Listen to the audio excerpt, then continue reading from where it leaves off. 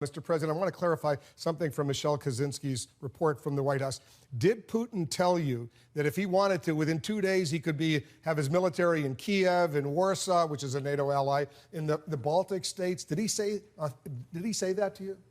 Well, that would be a very bad idea to bring the extract from the confidential negotiation and try to make a diplomacy using by this fact. So in that situation, my answer would be no. And I think that that can be extremely harmful to the very fragile peace process. Right now, there's a ceasefire, so you don't want to confirm that he made that threat to you. Absolutely. But did he? Absolutely. No. Okay. All right. I got some other important issues we got to get to. In your address before Congress, you appealed to the United States to provide Ukraine what's called major non-NATO ally status. Other countries like Japan, South Korea, Israel, they have this status. You want it.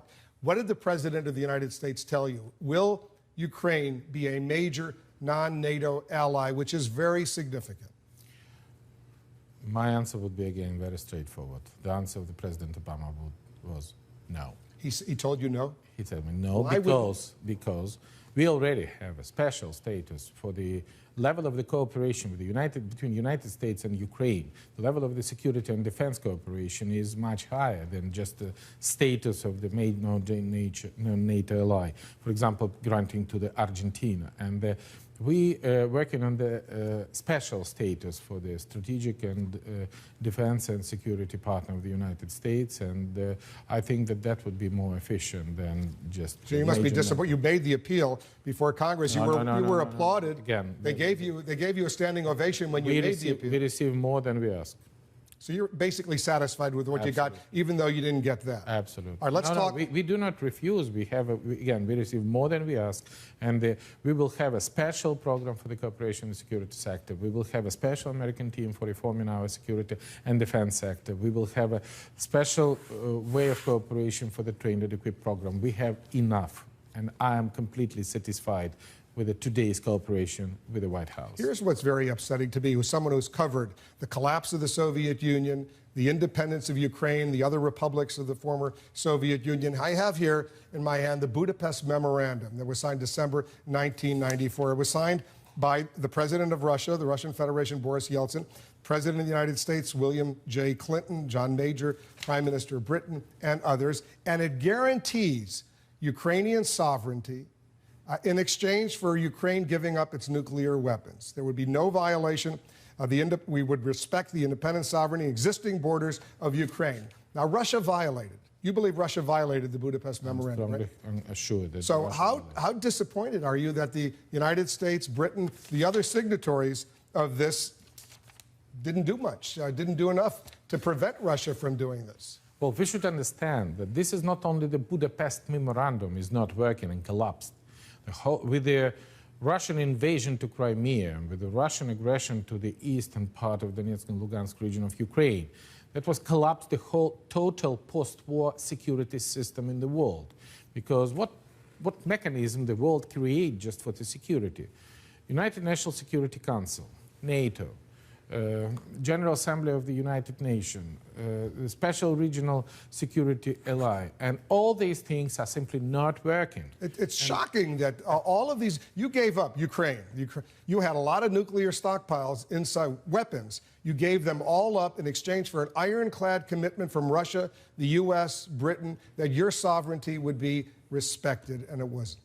Exactly. First of all, that was an obligation. This is a map of Ukraine, including Crimea. We highlighted it for you. That's under Russian occupation right now. Yeah. This is under Russian occupation, but no country in the world recognizes it. And I'm absolutely sure that sooner or later, within months, weeks, or short number of years, crime will come back to How are you going to do that? What is Putin up to right now? Because, look, this is the complete isolation territory. The Crimea will have no tourists, no investment, no trips, no export from the Crimean enterprises to anybody else. That is bring Crimea to collapse. But that's why the pro-Russian separatists here, right, they're working to create a landmass to bring that whole area under Russian control, right? Exactly, but that would name very clear name in the international law. This is an aggression an attack of the independent sovereign state. Wasn't that international law violated with Crimea, the attack Absolutely, on Crimea? But now you're saying that if it would be just they say silent occupation, the attempt to doing the same by the eastern part of Ukrainian Donetsk and Lugansk region will have a very severe response from Ukrainian army. And we simply do not allow to do that. But So believe me, again, yeah. I'm a president of peace.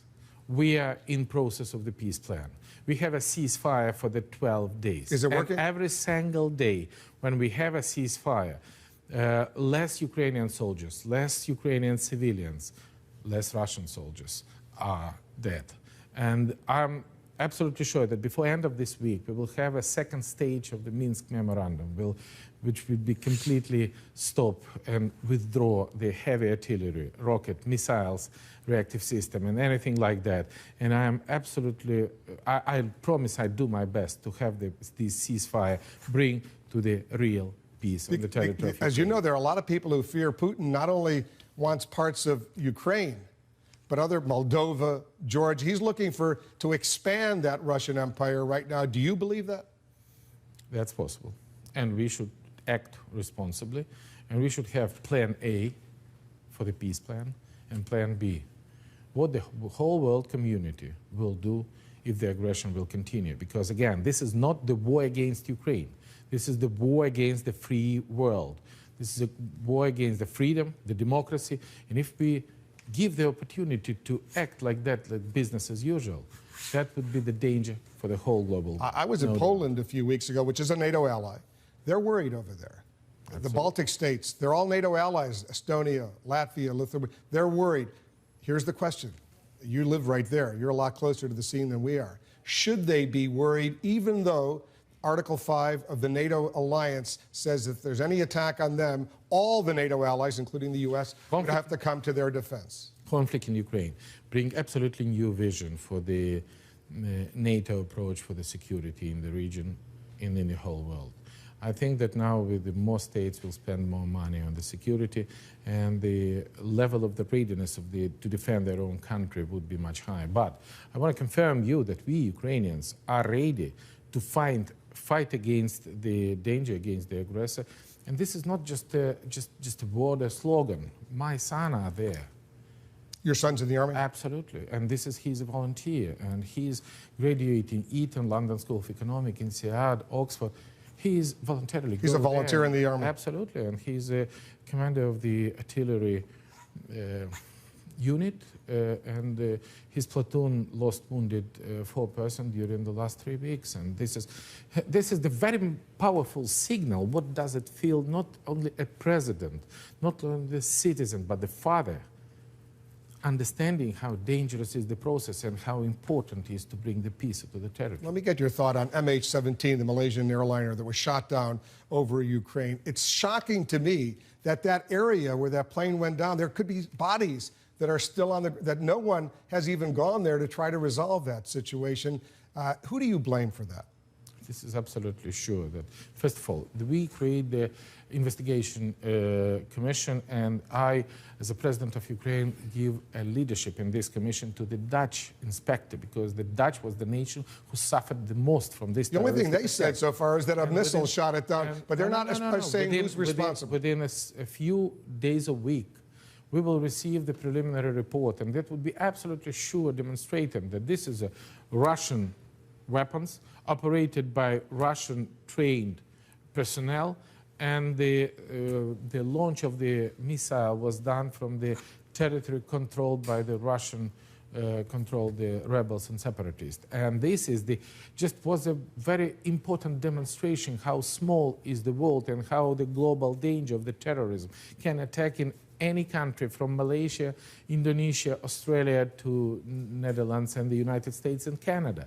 So this is the way how we should fight against the terror on the Ukrainian territory, because this is not many thousand kilometers away. This is right here, and the danger of the terror is right here. And that's why I was very impressed by the today reaction of the ordinary American people which stopped me on the street with the the reaction of the congressman and senator in Congress, and with the reaction of the United States government, reaction of the White House, this understanding that this is the danger for the world. We have lots of conflict outside of Ukraine. We have ISIS, we have Syria, we have but even during this situation, the President of the United States pay, I don't know, 60% of his time for the foreign policy to Ukraine to settle the crisis. And I think that is a lot, and this is very helpful, and this is the true evidence for the leadership of